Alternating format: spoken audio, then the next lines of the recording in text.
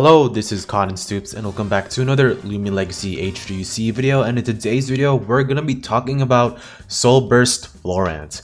I'm finally doing a video on this because after some time developing in the meta, Florant has actually gained some quite notable niches that I want to talk about in this video. So in order to know how to use Florant, you must learn the counters and checks in teammates in order to know how to team build around it, and of course knowing the roles and sets in order to know how to use this in your battle. Today's video we're going to be talking about how to use and counter Soul Burst Florant.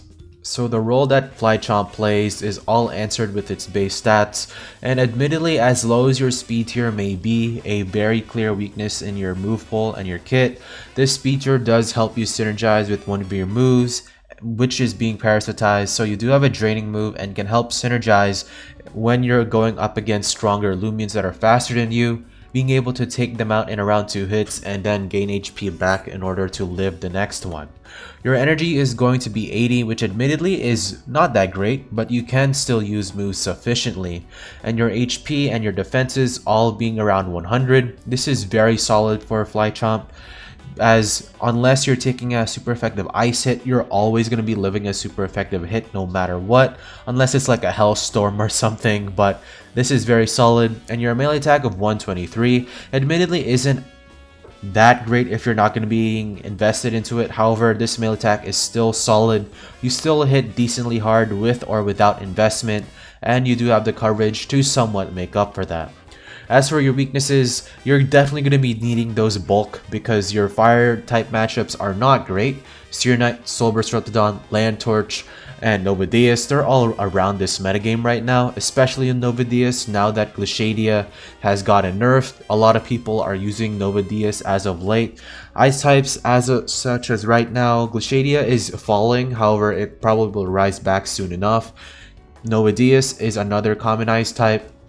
Tundulin is also competitively being used, not that great for you there. And brawler types, while you can potentially 1v1 Totab if you're like very robust or something, I would never suggest going up against the likes of Wrestlin or Mutagon. Both of those have the ability to break you pretty easily. As for the rest of the toxic types, there's not a lot in this metagame. You only have to watch out for Venilin and Halvantic. And air types, Stratosaur is the only air type you really want to take note of. So using your weaknesses to your advantage, you can bait in matchups specifically against water and electric types. You two particularly do well against water types like Soul Burst, Dakuda, and honestly really only Soul Burst Dakuda. Electric types is also somewhat niche. If you are more robust variants, you can take hits from the likes of Halvantic. If you're very clever or something like that, you can take hits from Metatoad. Plant type and earth types, they're going to be your best bet. You actually completely wall the likes of Baneki. You also do very well against Behemoth, and your light type immunity helps you absorb Flash and Fleece. Almost Lumions such as Jalusa and Luminami have ice type coverage. Stopping momentum is pretty solid. So the main way you really want to use Flychomp is that you have specific niches in this metagame to answer. You have Soul Burst Dakuda, you have Behemoth. You basically need to match up fish with Flychomp in order to actually take fully advantage of its move pool. Of course, you do have a lot of resistances you can utilize, swapping it on earth type coverage from the likes of Borok, even earthquakes from the likes of Colossochops, because you can potentially try and creep them if you do want to. It's pretty solid in that department. It has great bulk and damage, even if you're going to be taking a super effective hit. Due to parasitize and how hard you can hit, you can potentially gain most of those HP back, like a Cephalops would. And you need to use your resistances to get this Lumion in. This is a very high base skill Lumion to use. If you cannot use its resistances, play bold, and get this in the battle, then Florant is most likely never going to be seeing the day of the battle for like 10% of the match. And utilizing your defenses, this is going to be the main set that I would recommend with Florant. Florant is going to be running a clever offensive set with Power Jaw. As of right now, it only has Mega Chomp and Parasitize that synergizes with Power Jaw. I may be wrong if Parasitize doesn't get boosted damage, but this allows Flychomp to actually do pretty solid. You will definitely need this against the likes of plant types that you can hit super effectively. because Parasitize just means more damage, means more boost. It's that simple. You're gonna be wanting to run the Brawny Clever, very clumsy. You could opt for a Brawny Robust because you can actually stop a lot more stuff like Halvantics if they're not running Baneful Bash. Tatab, you can actually live hits more comfortably from it. But as of right now, Clever is what I'd really pick. There's not a lot of teams that are trying to stop Soulburst Dakuda, and Flychomp is probably one of the best roles at that. It will also help you hit live hits from fire types that are specifically on the range side, which you can utilize your Parasitize or any other coverage options to poison or to outright KO them. Your moveset is going to be Parasitize and Photosynthesis. This is going to be your main two moves. And then as for the rest, you either have Mega, Poison, or Bulk Up. I would suggest Mega Chomp heavily so you can try and punish Tatabs swapping in on your Parasitize. This is also just great synergy in general. You do good very well against light types. So running Mega Chomp for that is also solid. You can also punish Jalusa and Luminami trying to swap in on you. Poison types, there are not a lot in this metagame, although admittedly, your golem defense is a thing that you have to watch out for, so poison may not be the best. So I would run two moves, Photosynthesis and Bulk Up.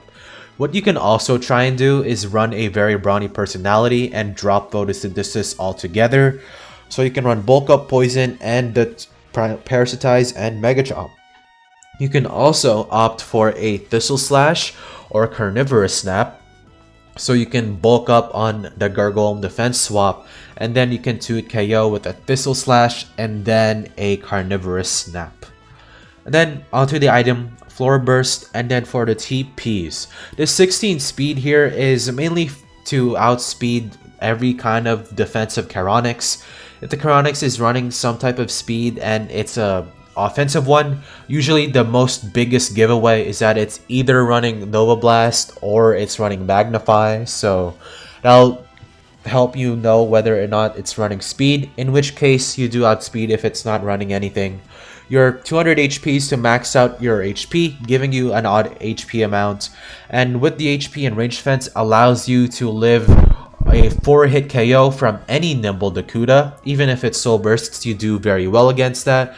If it's smart, it has a % chance to KO you. It's on the Dakudo's side of 3-hit KOing. However, Parasitize should heal all that damage up. Your 20 energy here is for 237. If I do recall, this is enough for around 3 Parasitizes and 2 Photosynthesis and a Mega Chomp. I may have forgotten my notes on that, but it is a pretty solid energy stat. You can drop 16 and put it somewhere else to have 4 energy, just for the 4 energy rule. And as for the melee attack, 152, this is the leftovers. Like I said, you can run a very brawny Flychomp in case you want to utilize your very brawny damage with Parasitize and drain as much HP as possible. However, because you are Power Jaws, you're not your drainage ability, you're not going to be doing that great in the damage department. You mainly want to get damage off from your teammates. So before I can get to your teammates, I need to tell you guys about your counters and checks. It is no secret that Florant really struggles with ice types. Glaciadia, as quote-unquote bad as it may seem right now because Novadius seems to be a little bit better, it really isn't. Glaciadia just does so much damage still.